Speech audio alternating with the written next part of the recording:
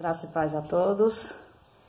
Quero compartilhar uma porção da palavra de Deus que se encontra na primeira carta de João, capítulo 4, versículo 10, que diz assim: Assim, nisto consiste o amor, não em que nós tenhamos amado a Deus, mas em que Ele nos amou e enviou seu Filho como propiciação pelos nossos pecados. Jesus, de forma pública, ele se oferece e morre em nosso lugar. Seu sacrifício, ele é favorável, ele é aceitável. A gente observa que a palavra propiciação significa favor. Então, nós louvamos a Deus que, como favor de Deus, pela misericórdia de Deus, pela graça de Deus, favor imerecível, Jesus morreu por nós, morreu pelos nossos pecados. É interessante que existem algumas implicações com relação a essa expiação salvífica, essa expiação substituta. E a gente observa que, em primeiro lugar, eu compreendo que o homem, ele está numa depravação total. Todos os homens, todas as pessoas são pecadoras. A gente observa isso lá na carta aos Romanos, quando Paulo diz que todos pecaram e destituídos estão da glória de Deus. Então, a gente observa que nessa depravação total, em que todos os homens são pecadores, a gente entende que Deus, ele não chegaria ao extremo de mandar o seu Filho para morrer por nós, para morrer pelos pecadores, se isso não fosse absolutamente necessário. Houve uma importância nisso, houve uma preocupação da parte de Deus em relação a mandar o seu Filho para morrer por nós, sendo nós ainda pecadores. E pensando sobre isso, nessa depravação total de todos os homens, e que não há nenhum homem bom, nenhum sequer, a gente observa que realmente Deus, ele mandou o seu Filho porque ele sabia que isso era absolutamente necessário. E pelo fato também de Deus ser justo. Ele sabia que a humanidade estava desgarrada, estava caminhando a passos largos para a perdição eterna. Então, por causa da justiça de Deus, que o homem por si só, ele não poderia ser salvo, ele não poderia ir para o céu. Então, por causa da justiça de Deus, ele proveu o sacrifício pelos nossos pecados. Outra coisa que a gente entende é que Deus é amor. O próprio João, aqui na sua carta, ele define isso de Deus. Deus é amor. Então, por ele ser amor, por ele tanto ter nos amado, ele proveu esse sacrifício. Assim, nisto consiste o amor, não em que nós tenhamos amado a Deus, mas em que Ele nos amou e enviou seu Filho como propiciação pelos nossos pecados.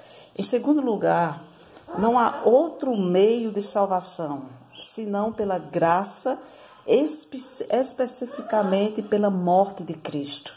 Não existe outro caminho, não existe outra alternativa, outra solução que não seja essa. A gente observa que essa morte de Cristo, ela cobre o pecado de toda a humanidade. Ela se estende. Essa graça de Deus, essa morte de Cristo, esse favor de Deus para conosco, que a morte dele nos traz essa salvação, que não existe outro meio pelo qual nós podemos ser salvos. Então isso estende-se a todos os pecados, todo tipo de pecado. Então Cristo, ele nos perdoa por causa da sua morte. Isso Isso pode alcançar toda a humanidade e a gente observa que isso vale para todos os tempos. Antes de Cristo, por conta das promessas, a partir de Cristo e hoje também por causa das promessas, por causa pela fé. A Bíblia diz que a salvação ela é dada pela graça por meio da fé. Isto não vem de nós, não vem de vós, é um dom de Deus. E uma terceira coisa que a gente entende de que a morte de Cristo foi uma expiação substituta, ele morreu em nosso lugar. Em terceiro lugar, a gente vai compreender que a base do nosso relacionamento com Deus é justamente a morte de Cristo. Porque todos estavam separados de Deus, todos caminhavam para a morte, todos estavam envolvidos em seus delitos e pecados. E só existe uma coisa que separa o homem de Deus, que é o pecado. Então, pelo fato dos homens estarem separados de Deus, a gente observa que a base do nosso relacionamento com Deus é a morte de Cristo. Por meio da morte de Cristo, esse relacionamento ele se torna de forma completa e de forma permanente. E a gente louva a Deus porque Cristo, lá em Hebreus, no capítulo 9, versículo 28, vai nos dizer que Cristo morreu uma vez por todos para sempre, uma única vez. E a gente vai entender isso porque Cristo não se faz necessário Cristo morrer várias vezes. Ele não vai morrer mais. Ele morreu e o seu sacrifício foi suficiente. Por isso que é a base do nosso relacionamento para com Deus. Outra quarta lição que a gente entende nesse texto da primeira carta de João, capítulo 4, versículo 10, falando desse grande amor de Deus, pelo fato de ele ter mandado o seu Filho como propiciação pelos nossos pecados, é que nossa salvação, embora sendo gratuita, ela é cara. Ela custou a vida de Jesus. Jesus ele foi esmagado na cruz. Ele foi dilacerado. E a gente observa que ele foi tão maltratado, tão judiado na cruz, que ele ficou transfigurado. Ele ficou quase, ou então, irreconhecível. Ele foi esmagado na cruz como substituição pelos nossos pecados. Então, a nossa salvação, ela aparentemente, ela é gratuita, porque nós não pagamos por ela, mas alguém pagou. E o preço foi alto. E foi preço de sangue. Jesus morreu por nós. Ele deu a sua vida por nós. Pois isso custou a Deus um sacrifício extremo. Ele deu o seu único filho. Lá em Evangelho de João, capítulo 3, versículo 16, vai dizer que Deus amou o mundo de tal maneira que deu o seu único filho para que todo aquele que nele crê não pereça, mas tenha a vida eterna. Então, custou um alto preço. Jesus, ele pagou uma dívida que eu e você, nós, nunca poderíamos pagar. É um preço muito alto. Nosso pecado custou a vida do Filho de Deus. E a gente entende também lá em Romanos, capítulo 5, versículo 8, que Cristo morreu por nós, sendo nós ainda pecadores. Então, Cristo ele não esperou nós melhorarmos o nosso caráter, a nossa personalidade, a nossa conduta. Ele não esperou que nós melhorássemos diante da santidade de Deus, porque isso ele entendia, ele sabia que isso era impossível para nós, seres humanos. Porque ninguém vem ao Pai se por Cristo não for enviado. Então, Cristo é a única ponte. Por isso que ele diz, eu sou o caminho, a verdade e a vida. Ninguém, absolutamente ninguém, vem ao Pai a não ser por mim. Então, Jesus é esse elo, Jesus é esse meio, Jesus é a nossa salvação. É o caminho pelo qual nos conduz a Deus. Nós não poderíamos, de forma alguma, sozinhos, nos aproximarmos de Deus. Mas por causa da sua graça, por causa da sua misericórdia, do seu infinito amor, pelo qual Ele nos amou, a ponto de enviar o seu Filho como propiciação pelos nossos pecados, isso se tornou possível de nós nos aproximarmos de Deus. E interessante que ele morreu em nosso lugar, né? Ele não só morreu em nosso lugar, como também nós morremos com ele. Por isso nós não temos que nos envergonhar de Cristo. A gente não precisa se envergonhar de Cristo, a gente tem que amá-lo. Assim como ele morreu publicamente por nós, assim como ele não relutou para morrer em favor de nós pecadores, e isso de forma pública, nós também devemos confessá-lo publicamente, nós devemos amá-lo publicamente, nós devemos servir no nosso dia a dia publicamente. Nós não podemos ser pessoas que creem em Deus de forma secreta. A gente tem que externar publicamente diante das pessoas, seja ela quais sejam. A gente tem que dizer que nós somos servos de Deus, que nós somos discípulos de Cristo, que nós seguimos o nosso Mestre e que nós amamos a Deus sobre todas as coisas, porque Ele nos amou primeiro e Jesus deu a sua vida em favor de nós. A gente observa lá em Atos, capítulo 13, do versículo 16 ao versículo 39, especificamente nos versículos 16 a 22, a gente vê aqui que Paulo, ele diz que Jesus, ele não só morreu, como ele também ressuscitou. Então, nós comemoramos não só a morte de Jesus, mas nós comemoramos principalmente a sua ressurreição. Porque isso é que faz diferença das outras religiões, em que o fato de que Cristo ele morreu, mas ele ressuscitou ao terceiro dia. E nós comemoramos a morte e a ressurreição de Cristo. Então, a ressurreição de Cristo, ele foi o ápice da obra de Cristo nas nossas vidas e pelo fato dele ter vindo aqui à Terra. Porque se Cristo tivesse simplesmente morrido pelos nossos pecados, derramado o seu sangue pelos nossos pecados, a gente sabe que o sangue dele nos propiciaria perdão de pecados para com Deus, mas a gente entende que a sua ressurreição, ela consuma o efeito real do sacrifício de Cristo, do sangue de Cristo, porque aí denota o poder que Cristo tem. Interessante que Jesus Cristo, em outra ocasião, ele se revelando como Deus para os escribas e os fariseus, quando os escribas e fariseus, eles arrasou no coração, pensam acerca de Cristo, que ele não era aquela pessoa que deveria estar dizendo naquele momento que podia perdoar pecados. A Jesus Cristo vai dizer, para que vocês saibam que o Filho do Homem tem poder para perdoar pecados.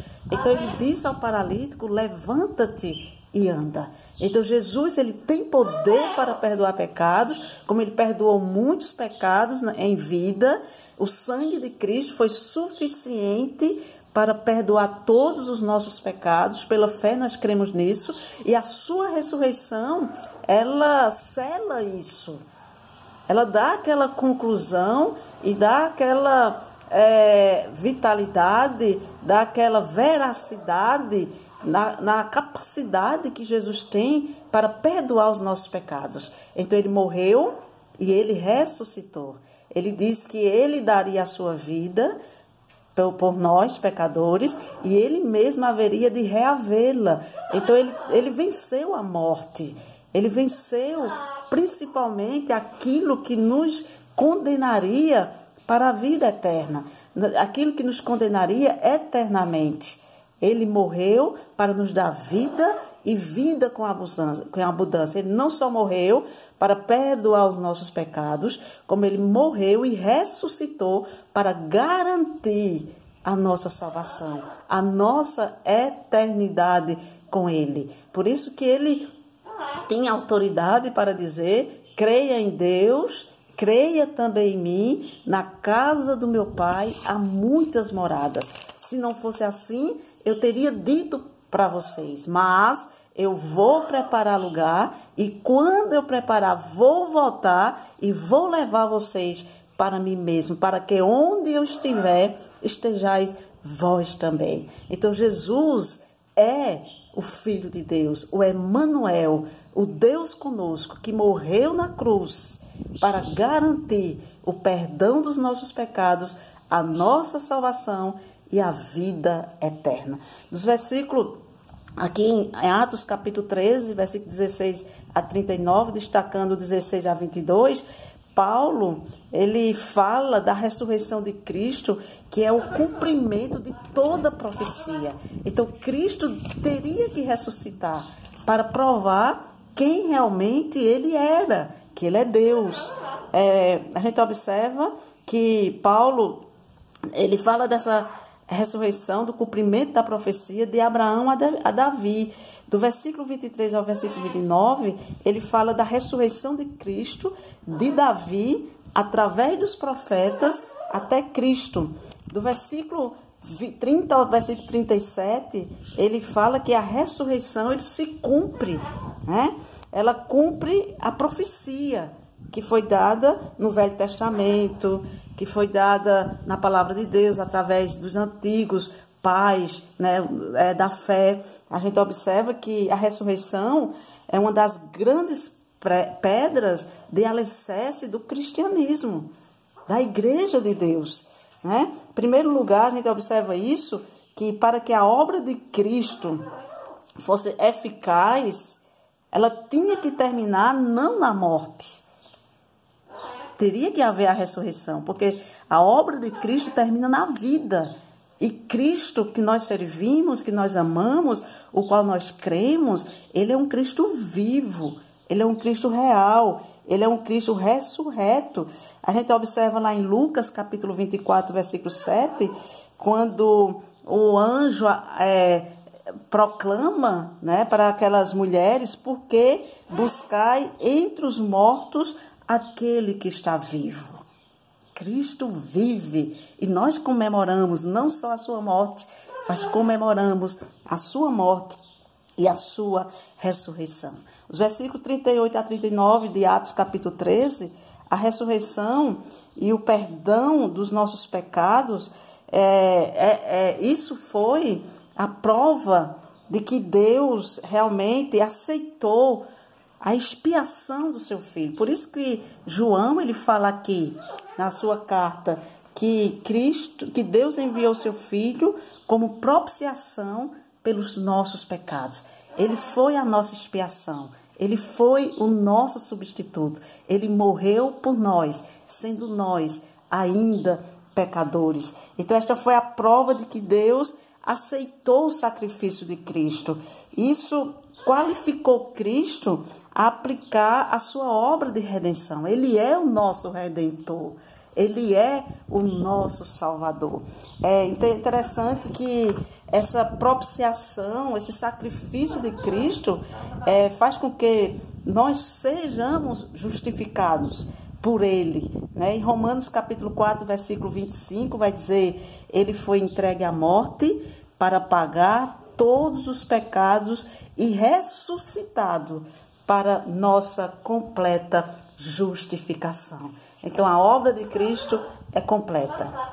Ele nasceu da Virgem Maria, sem pecado, viveu na terra sem pecado, fez obras maravilhosas que está os seus relatos em toda a Escritura, principalmente no Novo Testamento. Ele morreu na cruz, derramou o seu sangue, mas a Bíblia diz que ao terceiro dia ele ressuscitou e assentou-se à direita de Deus, e lá ele intercede por nós. Cristo vive, aleluia. A sua obra foi tão somente para nos dar a oportunidade de glorificarmos a Deus através do reconhecimento que Ele é o único Deus, o único Salvador. Ele glorificou a Deus através da sua obra, da sua morte e da sua ressurreição. Tudo isso satisfez a vontade de Deus, o propósito de Deus. Ele cumpriu aquilo que Deus estabeleceu para que Cristo viesse executar na terra. Isso agradou a Deus e, em resultado, isso proporcionou a cada um de nós o perdão dos nossos pecados e a grande oportunidade de um dia morarmos para sempre com Deus nas mansões celestiais. Jesus é o nosso Senhor, o nosso Salvador. Jesus é a nossa Páscoa. Que Ele assim nos ajude e nos abençoe, em nome de Jesus. Amém.